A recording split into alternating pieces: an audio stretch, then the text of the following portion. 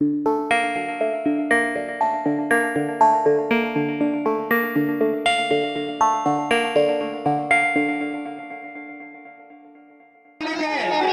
कलाकार श्री राजकुमार शर्मा जी पर रहल बने।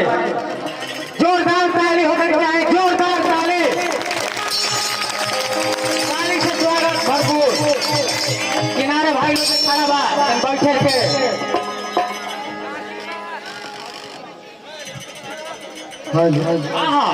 साथ में बाबू को भी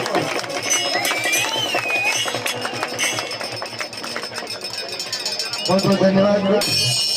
इतनी मोहब्बत और इतनी शिद्दत के साथ आप लोगों ने मंच पर बुलाया।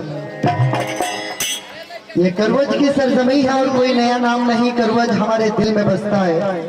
और जब यहाँ के मिट्टी की आवाज आती है तो एक कदम खींचे चले आते हैं। मोहब्बत किसी और चीज की नाम नहीं, आशिकी कोई और नहीं होता, दीवानगी कुछ और नहीं होता। जब आपका और हमारा दिल एक दूसरे से मिल जाता है, जब आप प्रेम से बुलाते हैं और हम जब मोहब्बत के साथ यहाँ पर आ जाते हैं, मोहब्बत और आशिकी का पौधा वहीं पर पैदा हो जाता है। आप लोगों ने इतना शानदार मंचन यहाँ पर किया है, पूरे सजिंदा बंधुओं की मौजूदगी में यह नाटक आप लोग करा रहे हैं। मुझे खबर मिला कि भोजपुरी नाटक आप लोग करा रहे हैं और ऑडियो भी हमने रिकॉर्ड करके दिया था, जो आप लोग शायद सुन रहे होंगे। माता रानी की कृपा है हम लोगों के बीच में, वरना हम बोल नहीं रहे होते, ये हमारे मित्र लोग बजा नहीं हो रहे होते और आप लोग सुन नहीं होते। सब माता रानी की कृपा है। माँ की महिमा आप लोगों के गाँव पर यूं ही बना रहे, ताकि हर वर्ष आप ऐसे ही आते रहे, मुस्कुराते रहे। पूजा कराने का समिति इतना बड़ा मेहनत करती है, समिति दिन रात मेहनत करती है, रातों को जगते हैं ये लोग। जब हम रात को जगते हैं तो हम कुछ पारिश्रमिक खोजते हैं कि मुआवजा हमें क्या मिलेगा, लेकिन ये कमेटी के लोग रात रात भर जगते हैं, इन्हें कुछ नहीं मिलता। तो इन्हें क्या मिलता है? तो बस आपकी मोहब्बत मिल जाती है इन्हें, यही है मुआवजा।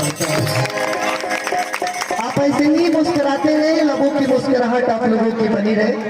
बड़ी अच्छा माहौल है यहाँ पर। पर्दा खींचने वाले अलग से दोस्त हैं, उधर पर्दा खींचने वाले अलग बड़े भाई हैं, पीछे डायलॉग चल रहे, तमाम लोग तैयारी हो रहे। नाटक हम क्यों करते हैं? तो जब हमें अपने आप को देखने का मन करता है तो हम आईने के सामने खड़े हो जाते हैं, हम खुद नजर आ जाते हैं।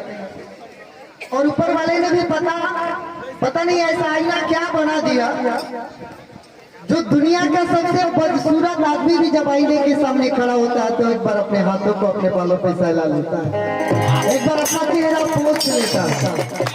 ये आईना है, ये दर्पण है, ये शीशा है जिसमें हम अपने सूरत को देख पाते हैं। और समाज की सूरत देखने की जरूरत होती है तो नाटक होता है, और नाटक वो आईना बनता है। नाटक हमारे समाज का आईना होता है। सभी लोगों के प्रणाम हमारे, जितना माता बहन ये जाई बड़ी, हमारे तो काफी ज्यादा विद्यार्थी हैं, लड़कियों में भी लड़कों में भी ज्यादातर विद्यार्थी हैं। आप लोग यहाँ पर है, माँ है आप लोग, माँ बड़ी तवज्जो रखती है, माँ को बड़ी हम इज्जत देते हैं। आप लोगों के भी बेटा बेटी ऐसे ही इज्जत दे आप लोगों को। जब माँ की बात होती है तो हम नानी गाँव की बात करते हैं, मामा गाँव की बात करते हैं। जिस कोख से हम पैदा होते हैं उसको एक बार माँ कहते हैं, लेकिन वो माँ जो जिसके कलाई पर राखी बांधते हैं उसको दो बार माँ कहते हैं, और जाकर मामा शब्द बनता है।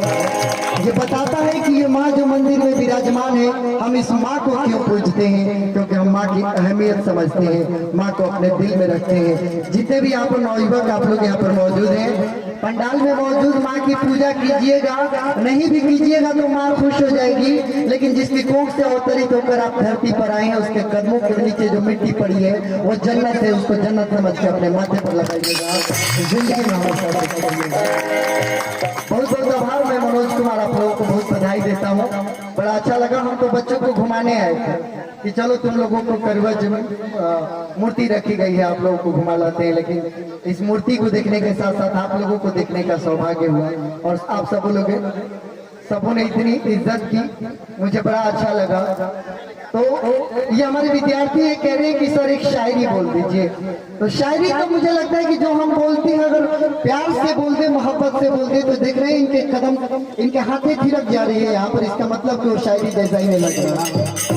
जब शायरी जैसा कुछ लगता है तो ही ये ठोकते हैं क्योंकि ये सजिंदा है। लेकिन अगर आप कहते हैं तो हम आप लोगों को एक संदेश दे देते हैं कि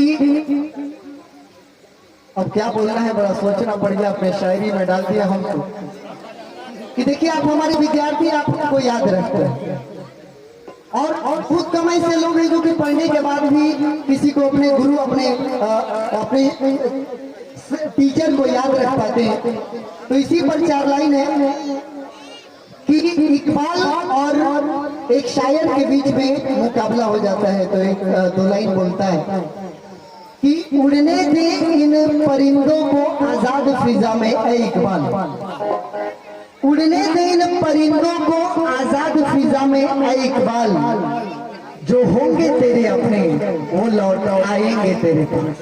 तो फिर इकबाल क्या जवाब देता है कि मत कर तू उम्मीदें वफा इन परिंदों से है गालिब, कि मत कर तू उम्मीदें वफा इन परिंदों से है गालिब, जब पर निकल आते हैं तो अपने भी आशियाना भूल जाते हैं।